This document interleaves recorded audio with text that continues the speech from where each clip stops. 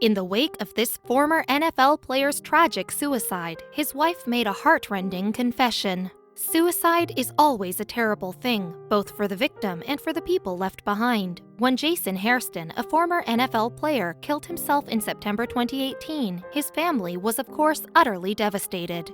Later, his bereaved wife spoke about what reasons she believed there were for her husband dying and the awful implications for other sportsmen. Jason Hairston from Southern California had played football ever since high school. Even breaking his neck during his junior season didn't prevent him from pursuing the sport. After a year as a free agent with the San Francisco 49ers, he transferred to the Denver Broncos in 1996. But not long after that, he retired due to his neck injury.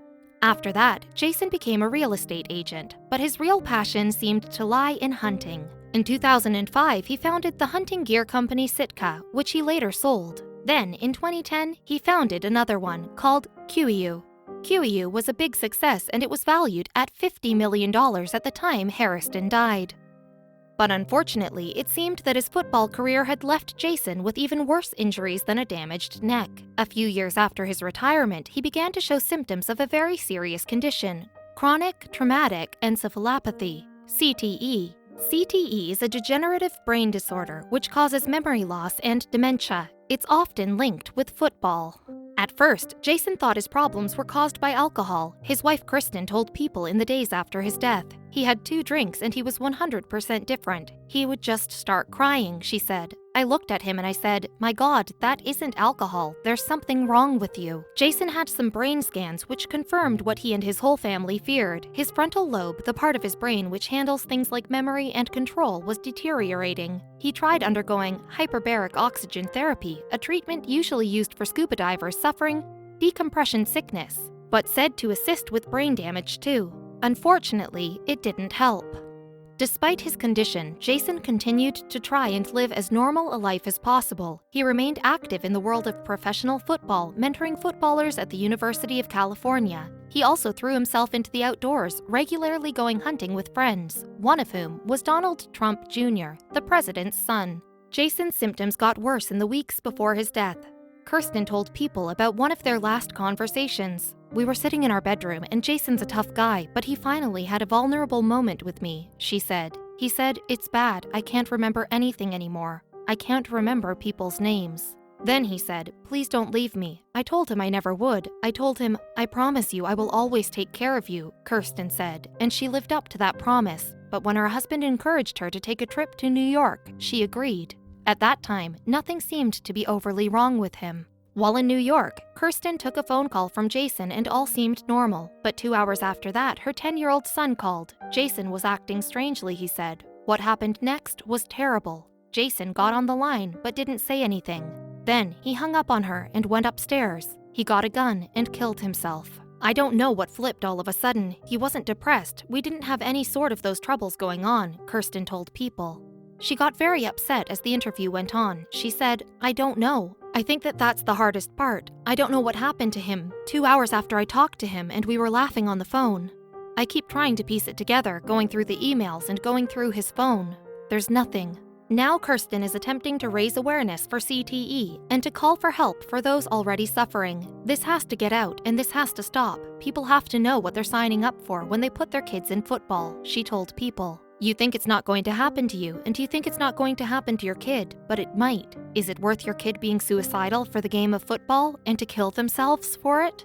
Jason's friend George Visker, also a former football player, spoke to CBS on September 7th about what had happened. "We're ball players, and you got that mentality, and you know it's not going to get to me," he said.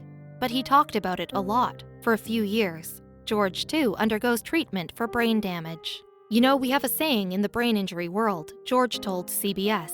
"If you've seen one brain injury, you've seen one brain injury. Every single one is different." Then he spoke about the Jason he knew and his devotion to his family. This wasn't their dad, their husband and brother and friend that thought this out, he said. This was a freaking broken part of his brain. Kirsten and George are far from the only people talking about CTE. Slowly, it's becoming more and more of an issue in sports. Between 2008 and 2010, postmortems discovered that 12 former football players had CTE. The problem is clearly a major one, and murders as well as suicides have been linked to CTE.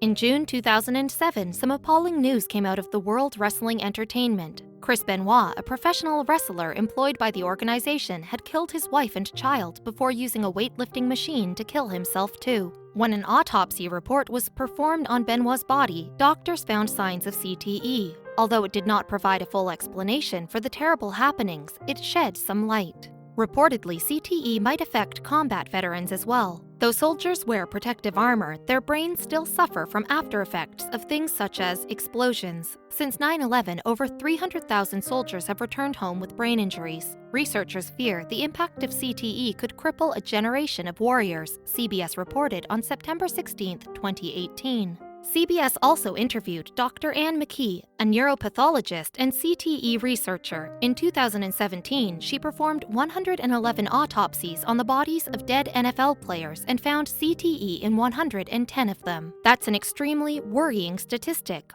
All the more so because CTE is hard to detect. This has been what everyone calls an invisible injury, she told CBS. That invisible injury has left Kirsten widowed and devastated. He was brilliant, he was the most amazing businessman.